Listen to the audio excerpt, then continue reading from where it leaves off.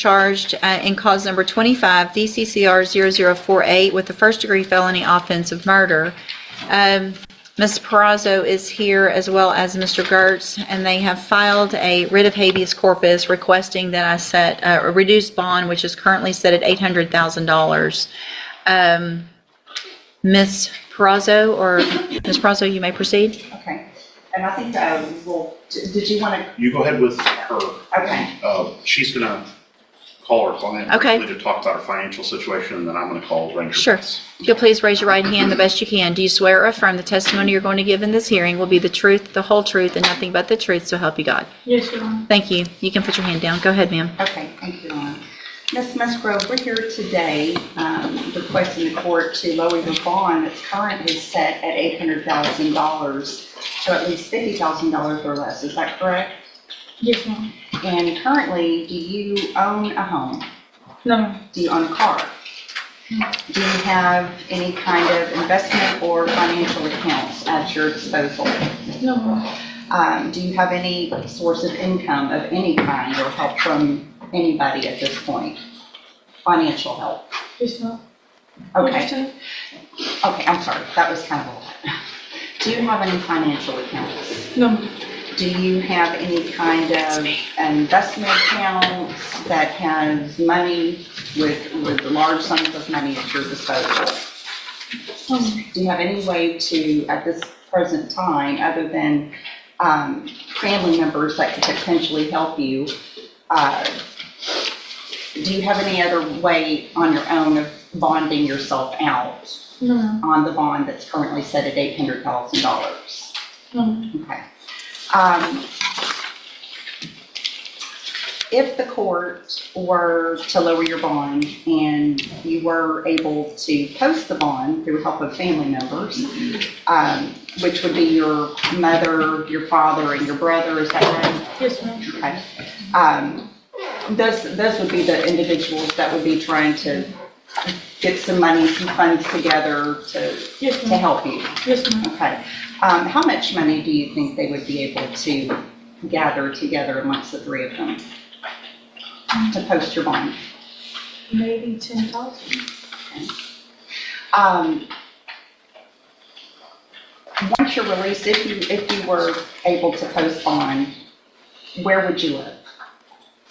With my mother, Okay. my dad. And what is your mother's address?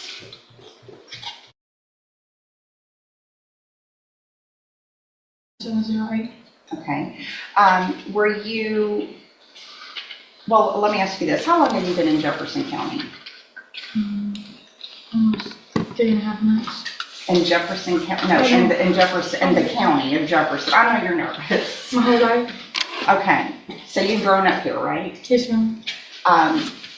Did you go to school in Jefferson County? Yes, ma'am. Are all of your friends and family in Jefferson County? Yes, ma'am. Now, you already have a bond condition that would require you to wear a GPS tracking device if you're released. You're aware of that, right? Yes, ma'am. Okay. Do you know anybody, friends or family otherwise, that reside out of Jefferson County or out of the state of Texas? No, ma'am. Would there be any reason or any place for you to even try to go if you wanted to? No, ma'am. Okay. I pass the witness. I have no questions for her, Your Honor. All right, thank you. You may call your next witness. Judge, we would call Ranger Brandon Bess. All right, Ranger Ranger. Brandon Bess. You are still under oath from your previous hearing. We don't have to do that again. Thank you, Your Honor. Go ahead, Mr. And Gertz. Judge, I know you know this, but so the record is clear if we need it later. Ranger Bess, tell us about your experience in law enforcement. I was a Texas Ranger for 11 years, a little over 11 years, serving in our regular Ranger division, and then as a cold case Ranger for 3 years. Before that, I was a criminal intelligence sergeant or agent, served in that capacity for 8 years. Prior to that, 10 years as a Texas Highway Patrol trooper. Prior to that, I served as a local law enforcement officer, both as a deputy sheriff and a city police officer for 1 year and 10 months before joining the Department of Public Safety. And during that experience, did you have occasion, on few or many occasions, to investigate murder cases? Many. how many homicides would you guess that you've investigated? Probably been a part of no less than 100, whether I was the lead or assist capacity or cold case capacity reviewing homicides. Could be much greater than that, but I would easily say at least 100. Okay. And in this case, we've hired you to essentially do a shadow investigation of this allegation of murder involving Ms. Musgrove. Is that That's correct? correct, Your Honor. And what did you gather, in terms of evidence, et cetera, what did you gather as part of that investigation?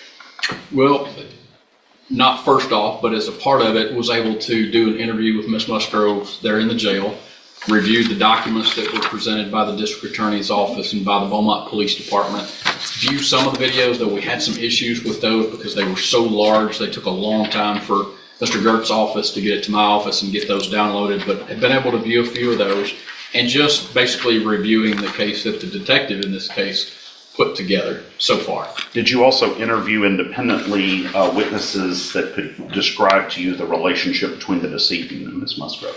Yes, many of Ms. Musgrove's former educators I was able to talk to, and associates through her education in high school going back to junior high.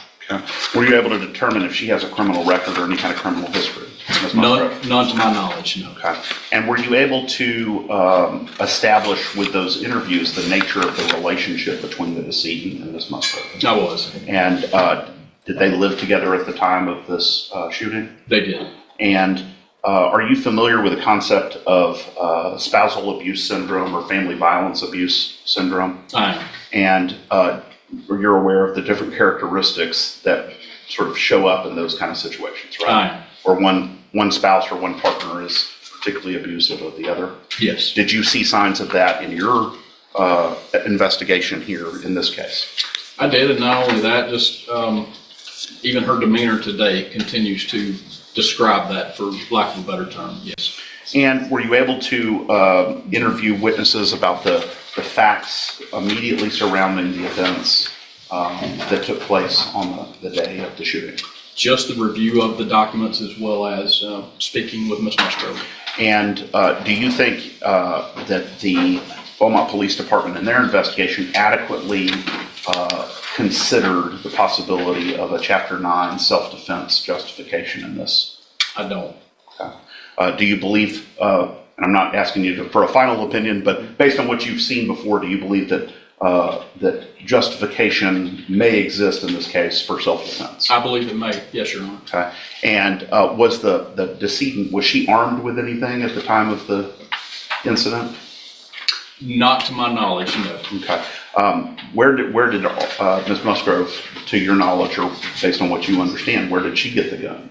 It was a weapon that was possessed by both she and her partner.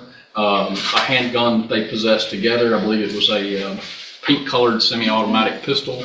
There were also knives, or at least one knife that was described in that the detective noted in his report, as well as the notes about the other weapon. And, you know, to say that the victim in this case didn't have weapons, she had her hands. Right. Well, and that knife is specifically what I was referring Yes. to in my previous Yes, sir. question.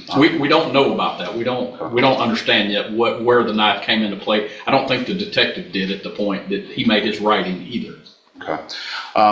And do you believe, based on your skills, training, experience, that this was a very isolated incident for Ms. Musgrove? Based on her criminal history, her actions, etc., yes, this shooting absolutely was a very isolated incident. The assaultive stuff appears to go on back to their junior high days. And the assault by the decedent Yes. on Ms. Musgrove, not As the other well way as around. others. Okay. Yes. And again, do you feel like if she were released on bond at a reasonable bond amount, that she would be a danger, future danger to the community? Ms. Musgrove. Okay. Thank you, Judge. I pass the witness. Thank you. I have another question, Your Honor. All right, thank you, sir. Thank you, Judge. Any other witnesses? No, Judge. Mr. Nicholas, what's the state's position? Judge, again, I think lowering a murder bail to $50,000 is just nonsensical. And that's maybe a third degree level. And for a murder, and I understand they have a defense theory that they're going to present with the appropriate time about either self-defense or justification of some sort. But $50,000 for a murder is not going to keep this community safe. So, Mr. Gertz? And Judge, I always just go back to the Then the defense 17.1. calls a Texas Ranger with years of homicide experience. He tells the court he investigated the case, reviewed evidence, and believes self-defense or justification may exist. He also says the incident appears isolated and that Musgrove has no known criminal history. After hearing both sides, the judge makes the decision. Relief is granted, but the bond is set at $500,000, far above the $50,000 requested.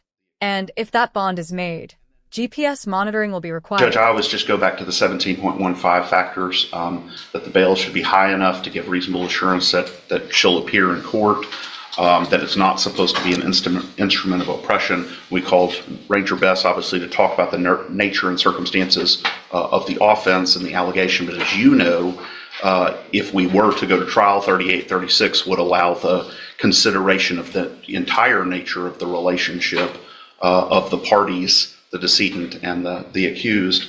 And then, finally, obviously, the ability to make bail, which is why we asked Ms. Musgrove the questions that we did about her financial situation, and the future safety of the victim and the alleged offense, obviously, is not really an issue, but the